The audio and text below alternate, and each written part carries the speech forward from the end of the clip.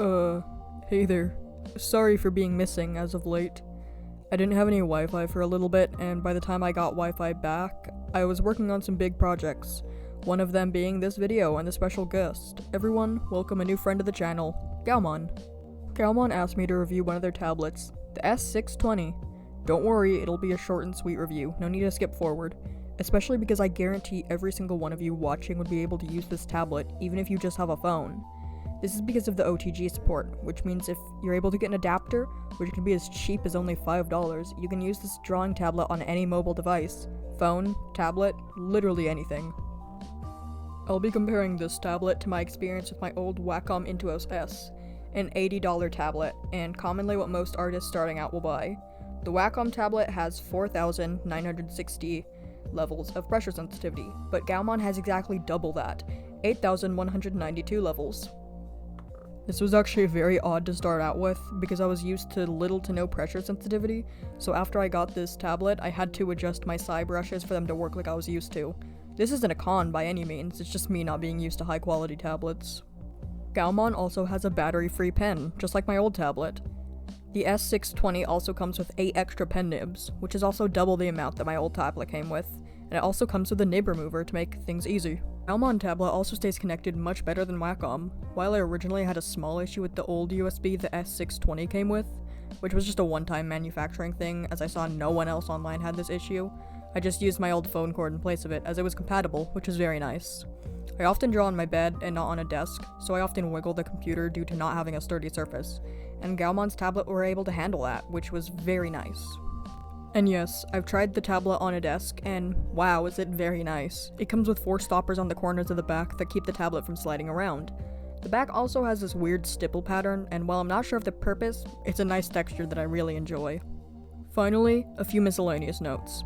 First, the tablet driver was so incredibly easy to download, which was a massive relief, as I've had some bad drivers in the past, some to the point I was unable to use 2 tablets until I bought a new computer. The tablet also has this little light that shows when it's plugged in, which I really enjoy. Now, I bet you noticed how scratched up my tablet is. That's absolutely not Gaomon's tablet being delicate or anything. I've just been religiously using this tablet and taking it from home to school and from my dad's house to my mom's house. A quick note, if you do end up buying this amazing tablet, I'd recommend using some sort of case for it unless you don't mind a bit of scratching. It doesn't affect the tablet's quality and work at all, it just affects the look of the tablet itself. But honestly, it's not that big of a deal, just don't be super rough on it like I am. And last but not least, the customer service. Oh my god, the customer service. Gaomon is so kind. They were able to work around my issues of being sick, being without Wi-Fi, my inability to spend a single cent even though they would have been able to refund me in full, and just me being new to business deals. They're so kind and would absolutely be able to help out anyone who had any issues with their tablet, which honestly I don't think you'd have any issues, but hey, hypothetically if you had an issue with the tablet, Gaomon would be able to help. Considering how high quality the tablet is, I bet you'd expect the price tag to reflect this, but nope. Gaomon's S620 is usually only $39.99. Keyword, usually.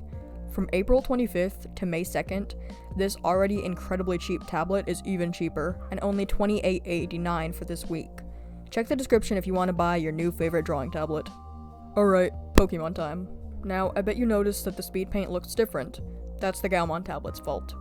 It's been able to help me streamline my drawing process. It's honestly amazing. I'm now able to record my sketches without it being tediously long. Anyways, let's start with our first Pokemon, a boat-themed Mon. Not many details on this guy, so I was able to go nuts. Now, I decided to base this Pokemon on both Viking boats and sea slugs. A weird combination, I know, but I liked it and it fit. I kept the feelers on the head, but made them look more like dragons on the Viking boats. They also pass well as slug feelers. I also kept the oar-like legs, which also passes as little ridges on sea slugs.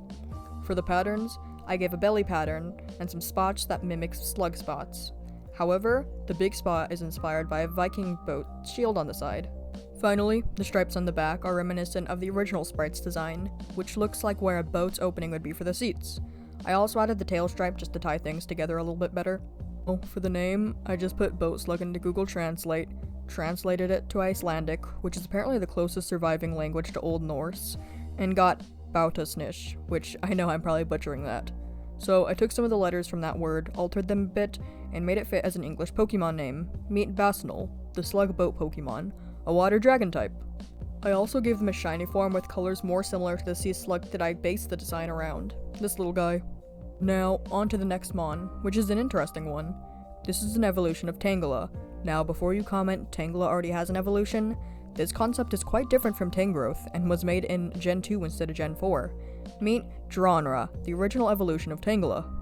I decided to keep the design similar to the sprite, but I wanted it to be less dense and more lively. I decided to give it a pose to not only show the less dense vines, but also the personality I gave them.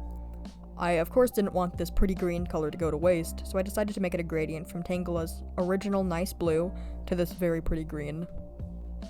Next, I kept the main coils I could see. The bangs, the back curls, and of course, the big bow-shaped vines.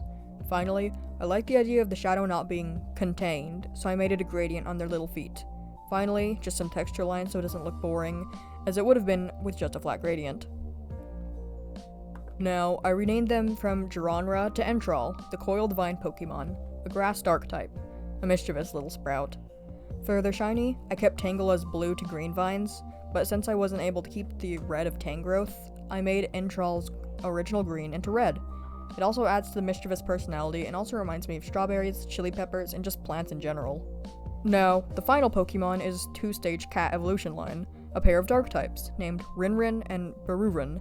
Overall, I kept the designs similar to their sprites. I also liked my concept poses a lot, so I just sketched over those. I kept all the bell designs from the original, too, but just adjusted a few with slightly more details.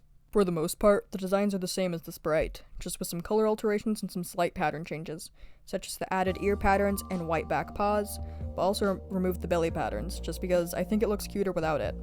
Honestly, there's not a lot for me to say about these two design-wise, so let's move on. Now, the names. They were originally Japanese onomatopoeia for a ringing bell and a cheerful hum.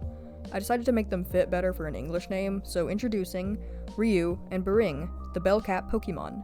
They are normal steel and dark steel respectively. For their shiny, I decided to make them look silver instead of gold.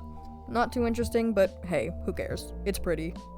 And that's the video. Thank you for watching. I hope you enjoyed seeing these 4 Pokemon recreated.